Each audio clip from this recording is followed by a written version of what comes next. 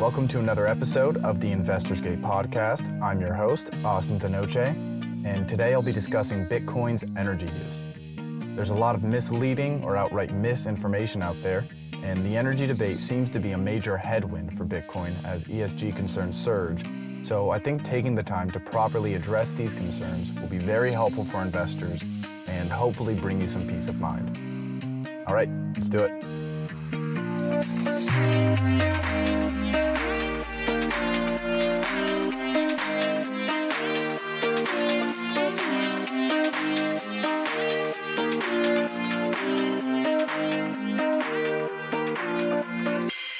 It's rather popular these days to critique Bitcoin's energy use, and many of the arguments are, unfortunately, based on misunderstandings about the network, incentive structure, and energy use in industry more broadly.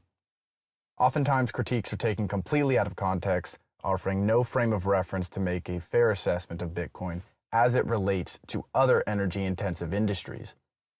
Many opponents will throw around talking points like Bitcoin mining consumes more energy than countries such as Latvia or Argentina or what have you, while failing to mention that gold mining, aluminum mining, Apple, Amazon, dryers, and Christmas lights all do the same. A lot of these countries that are referenced consume relatively small amounts of energy because they outsource a large portion of their energy consumption, so they just don't consume that much compared to a lot of big industries. But that doesn't mean anything that consumes large amounts of energy is bad. There's a value proposition attached to everything, and we have to make that calculation to decide if things are worth the energy we have to put into them. There isn't a war over canceling gold mining, Amazon, or Christmas lights, so why do we make an exception for Bitcoin? The more valuable something is to society, the more energy we should be willing to expend on it. That said, Bitcoin doesn't use that much energy in relative terms.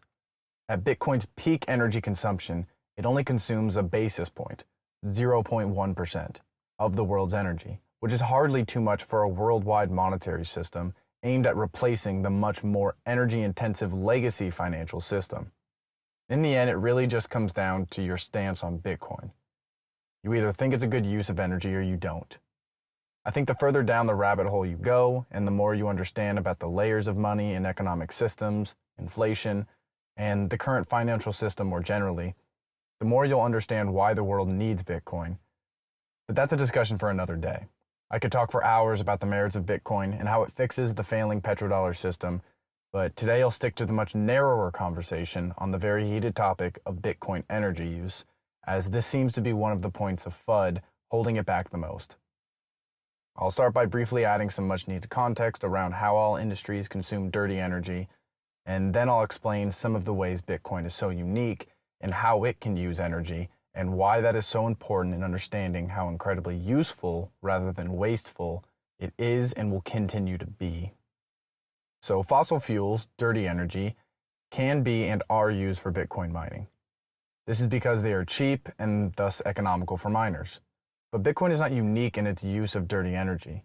This is true of seemingly every industry and business, as nearly all markets are driven to such energy sources if it's financially beneficial, which it is. Fossil fuels, for better or for worse, still power the world by a large margin, and very few industries have made a significant move away from them. The power from most businesses and homes is still powered by coal and natural gas plants. Vehicles and machinery are still predominantly gas and diesel powered, so singling out Bitcoin is hardly fair if using dirty energy is your critique. And despite a portion of the Bitcoin network being powered by fossil fuels today, and what you may hear in the media, Bitcoin mining is already more than 50% powered by sustainable and renewable sources, and trending even higher, which is better than pretty much every other major industry out there.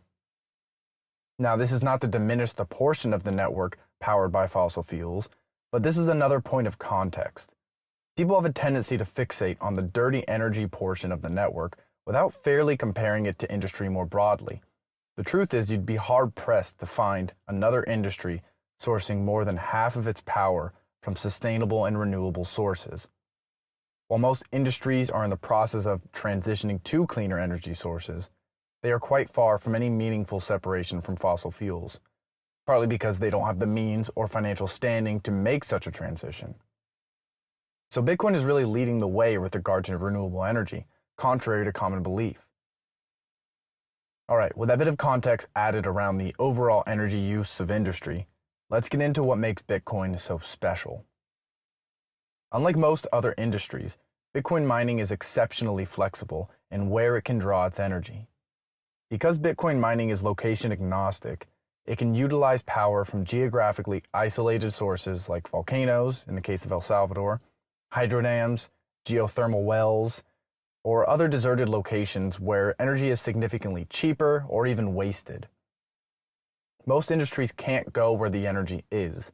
They have to have the energy brought to them.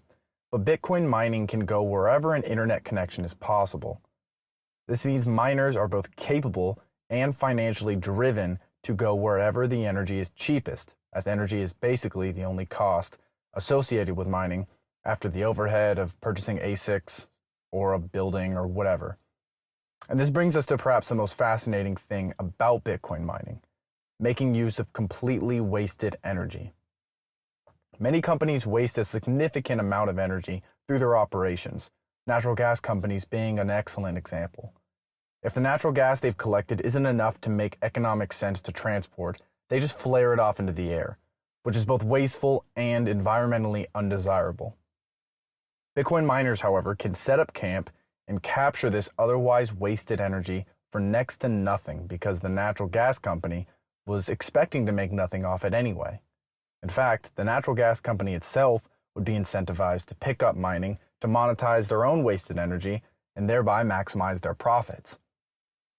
And this would be true of every industry or business that finds itself wasting any energy. If you can make money off of wasted energy, you'll be incentivized to do so through Bitcoin mining. Other industries can't locate directly next to a natural gas company or in the middle of nowhere just because there is an abundance of cheap energy. And this leaves Bitcoin in a unique position to both benefit from that cheap energy and improve the efficiency of the industries whose wasted energy they are using. It's truly a win-win for both parties. Another massive form of wasted energy Bitcoin mining can make use of is wasted grid energy. Electrical grids have to be able to support peak energy consumption for a town or region, but peak consumption is more of a rarity than the norm. On hot days when everybody's inside, watching TV and blasting the AC, the grid might be at maximum capacity, but other days it's just wasting all that excess supply it needs to meet our peak demand. Some grids mostly relying on natural gas can be more flexible, but there's no shortage of grids that can't adjust to demand, and Bitcoin miners can make use of all that excess energy to balance out grids whenever they aren't maxing out their energy supply.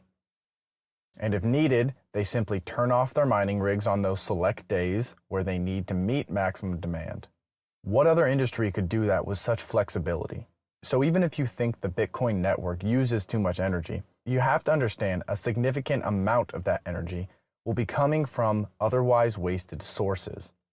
That energy then, regardless of whether it's coming from coal or renewables, isn't burning or polluting any more than what was already the case.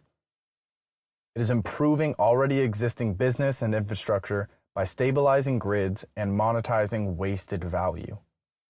And as more of the network's energy comes from wasted sources, that 0.1% moves closer and closer to a rounding error, with the network requiring less and less new energy.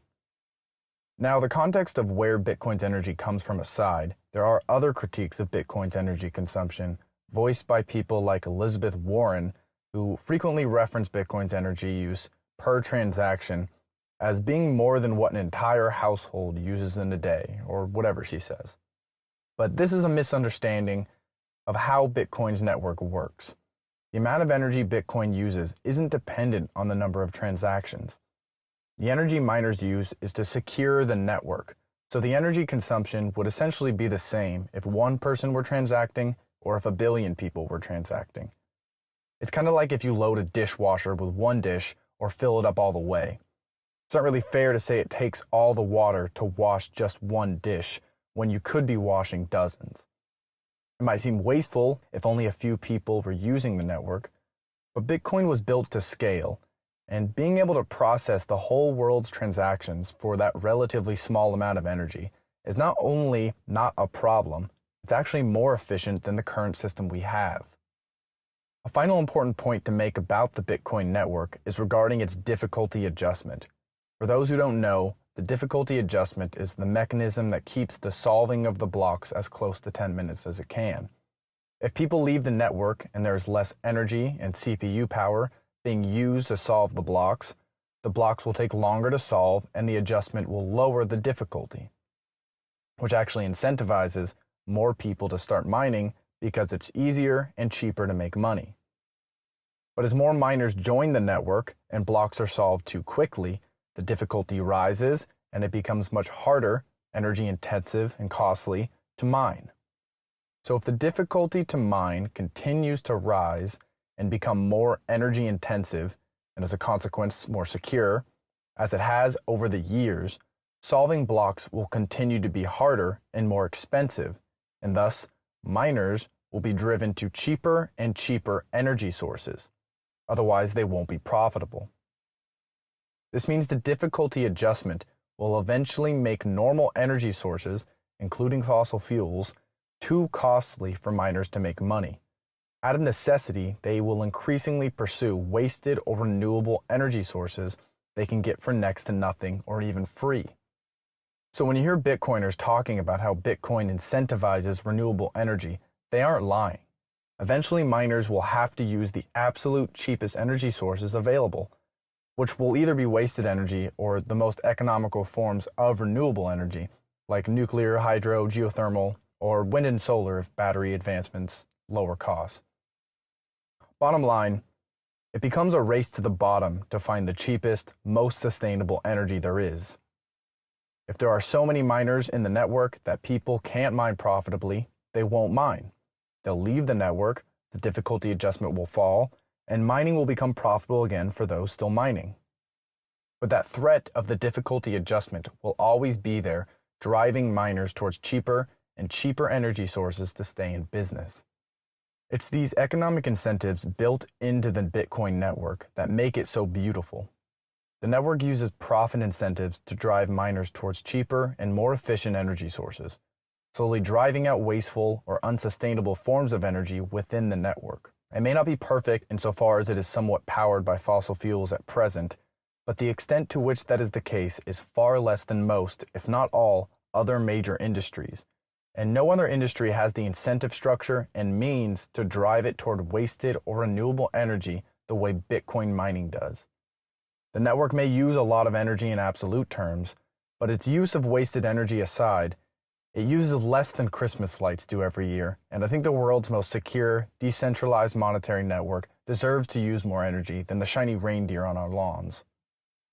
So to quickly summarize, don't fall victim to the Bitcoin energy FUD out there, because it's wildly misleading, misinformed, and drawing you away from a truly transformative technology that has the capability of accelerating our adoption of renewables and utilizing so much of the world's wasted energy. It's slowly becoming a tiresome platitude, but it really rings true on the topic of energy. Bitcoin fixes this. All right, well, that does it for today's episode. I hope I successfully defudded your views on Bitcoin's energy use and encourage you to spread the word whenever it comes up, because the Bitcoin incentive structure has a very real opportunity to help the existing world and pave the way for the future one. As always, I appreciate you taking the time to listen to this and wish you the best of luck.